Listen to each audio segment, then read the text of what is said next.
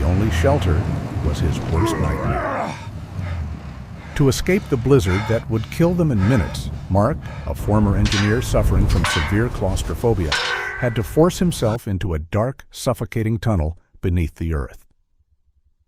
He was still fighting his own rising panic when an old, hateful voice erupted from the steel door blocking his path.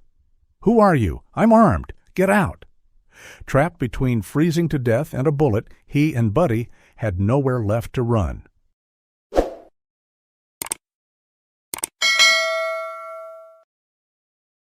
The cold in Michigan's Upper Peninsula didn't just bite, it consumed. It was early November, and the wind carried the scent of iron and imminent snow.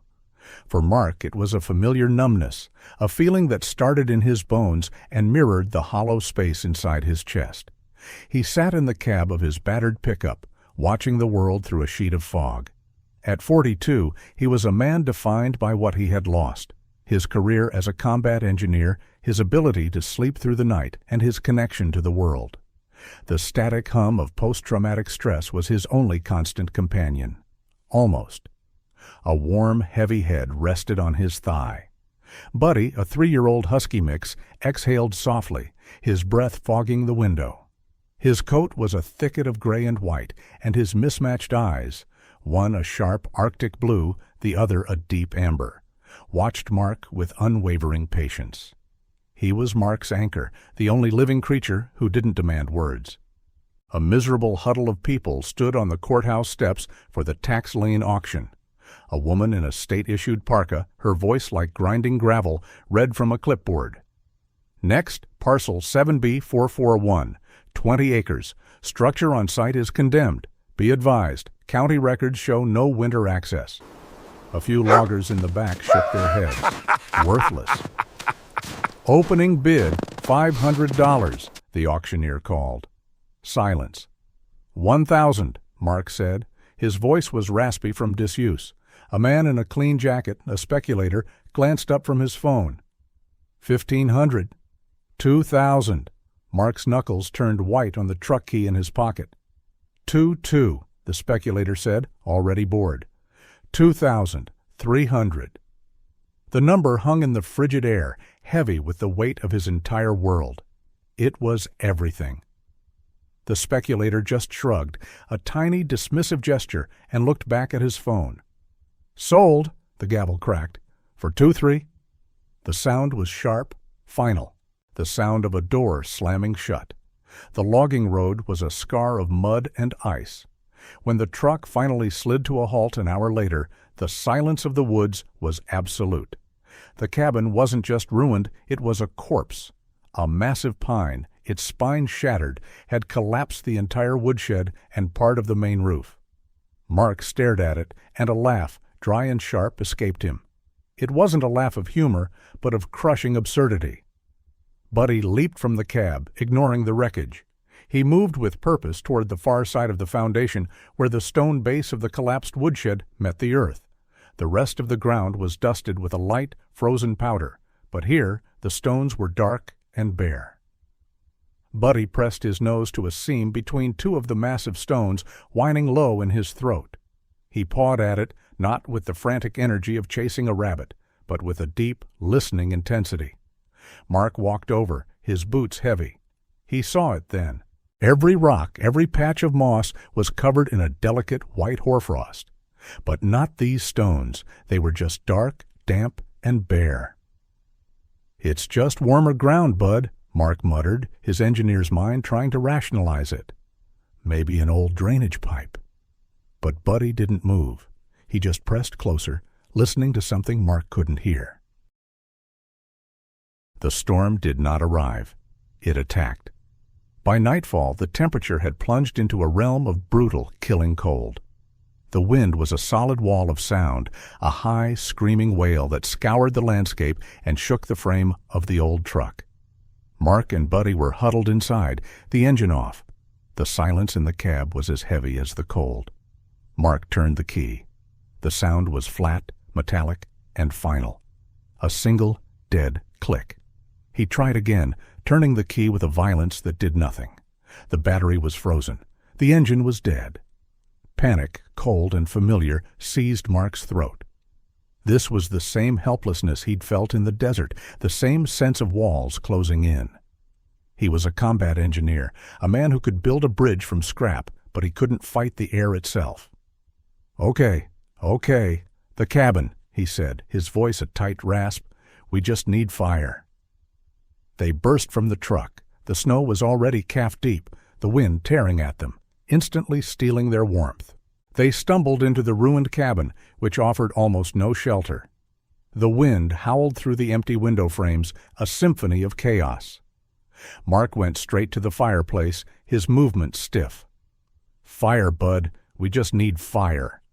He used his crowbar, the heavy 3-foot bar of steel, to rip splintered boards from an interior wall. They felt damp, frozen solid. He knelt, his hands shaking so badly he could barely strike the match. The small flame flared, a tiny, courageous spark that was instantly devoured by the draft. He struck another. The head snapped off. Useless. While Mark fought his own rising panic, Buddy was a creature of singular focus. He ignored the cold, ignored the flapping tarpaulin on the roof. He ran back out the open doorway, disappearing into the swirling white, toward the collapsed woodshed. A series of sharp, desperate barks cut through the wind's howl. Mark's first thought was anger. "Buddy, no! Back here! Wasting energy!" But Buddy was not running wild.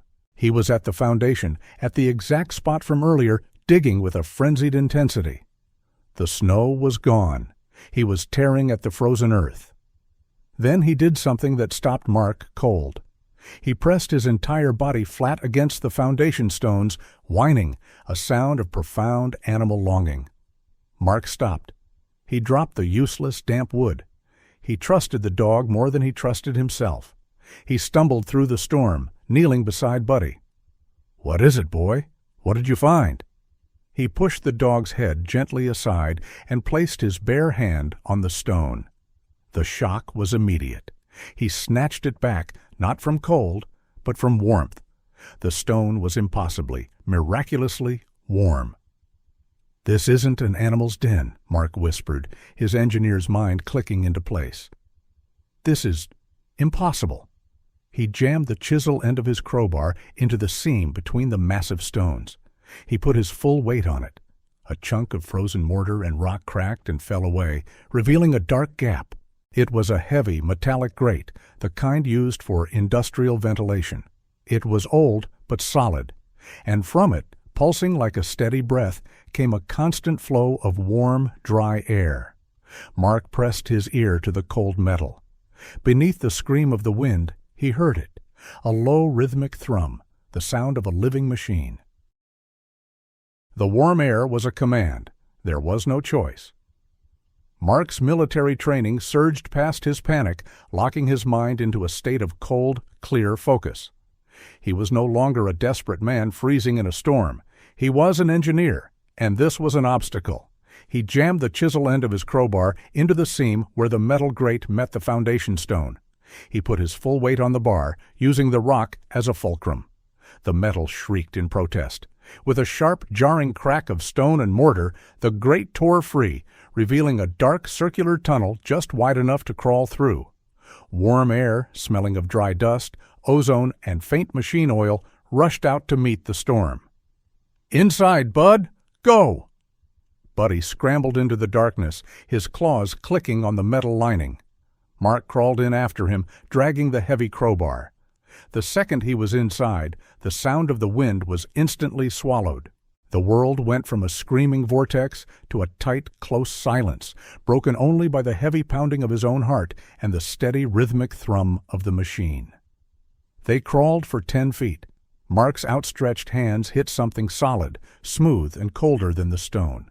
It was a door, a heavy insulated steel door, the kind built to withstand a blast. He pushed. It was unyielding. He pounded on it with his fist, the sound a dull, heavy thud that was absorbed instantly by the thick steel. It was like hitting a mountain. He was about to slam the crowbar against it when he saw it, a small, dark lens embedded in the wall just above his head. A security camera. A moment later, a speaker grill next to it crackled. A voice came through, thin and papery, brittle with age and disuse. "Who are you?" The voice was high-pitched, vibrating with terror. "Argus! You're from Argus! I knew you'd come! Go away! I'm armed! I'm warning you!" Mark's hope collapsed. He was going to die in a hole, arguing with a paranoid ghost. "Please!" he yelled, his voice echoing in the small space. "My truck is dead. The storm. We're freezing. We just need shelter. We're not with anyone." "Lies! All lies!" the voice shrieked. "Go away!" Mark looked down. Buddy was pressed against his chest, shivering so violently his whole body vibrated. His fur was matted with ice, and his amber eye was wide, not just with cold, but with a deep, trusting fear. Words were useless. Mark fumbled in his pocket, his frozen fingers clumsy, and pulled out his phone. The screen flared to life, its cold blue light illuminating the tunnel. 6% battery. He opened the camera. He pointed the phone's camera back toward the tunnel entrance, showing the swirling, impenetrable vortex of white where the storm raged. Then he flipped the camera. He aimed it directly at Buddy, capturing the dog's desperate, shuddering form. He pushed the phone flat against the security camera lens. "We're freezing to death," Mark said, his voice now flat, all energy gone. "He won't make it. If you're going to shoot, shoot me, but let him in." An agonizing silence, broken only by Buddy's shivering and the steady thrum of the machine. Mark watched the dark lens, half expecting the sound of a gunshot. Instead, a heavy metallic impact echoed from the other side, the sound of a deadbolt being pulled back. It was followed by the high-pitched squeal of metal grinding on metal, a sound of profound disuse. The heavy steel door groaned and opened inward, just a few inches, releasing a rectangle of warm yellow light into the darkness. The heavy steel door slammed shut. The sound was absolute, a final metallic thud that extinguished the storm. The silence that replaced it was vast, broken only by the low, steady thrum of machinery and the ragged sound of three creatures breathing. The air in the bunker was warm, dry, and tasted of dust, ozone, and decades of isolation. It was a laboratory, cramped and functional. Racks of aging electronics lined one wall, their small green and red lights blinking in the dim. And in the center stood a wraith.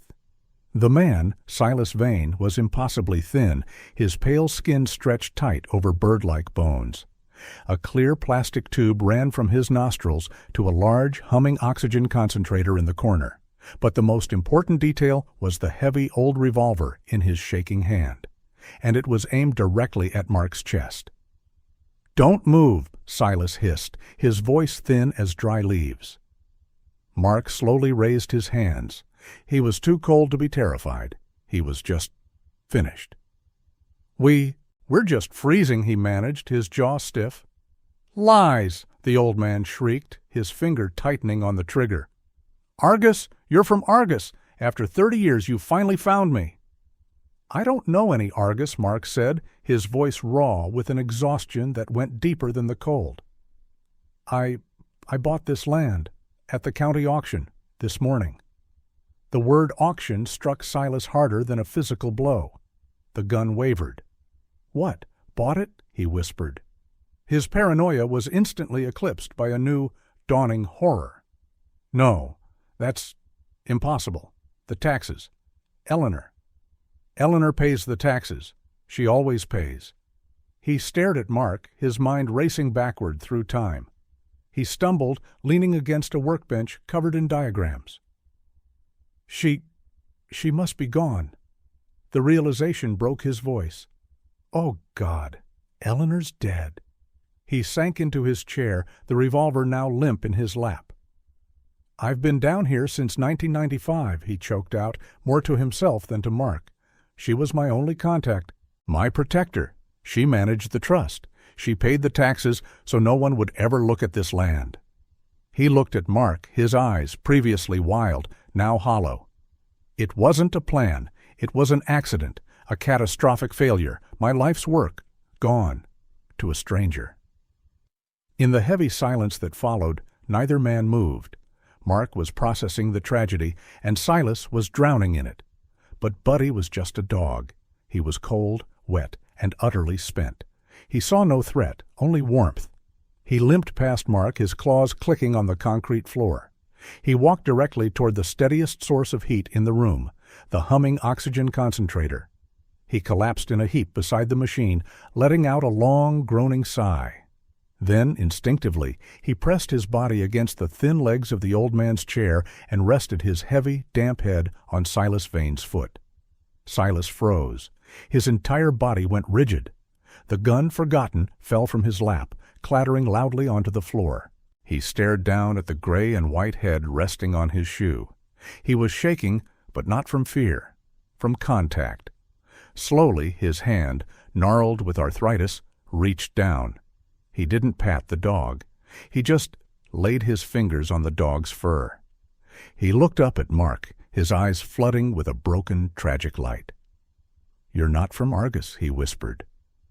It was not a question. He looked back at the dog. Nothing from Argus could be this gentle.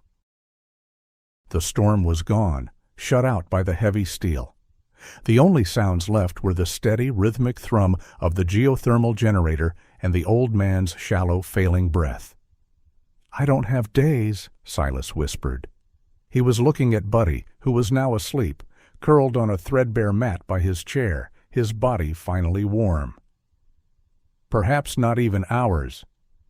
He looked up at Mark, and all the paranoia had been burned away, leaving only a terrifying, lucid urgency. "You said you were an engineer. Your hands, they know how to build.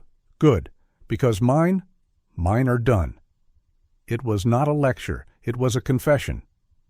For the next 24 hours, fueled by stale coffee from Silas's ancient hot plate, Mark was immersed in a life's work. His mind, long fogged by trauma, latched onto the equations. The old, sharp part of him, the engineer who saw systems and solutions, awoke. "It's not just heat," Silas rasped, pointing to a flickering monitor. "It's the telluric currents, the Earth's own pulse. Argus saw a weapon, a way to destabilize grids. I saw what you see. Free, clean, life." Silas watched Mark absorb the information. He wasn't just teaching, he was testing. He saw the way Mark's hands, though rough, were precise on the terminal. He saw the way, every hour, Mark would stop to run a hand over Buddy's sleeping form.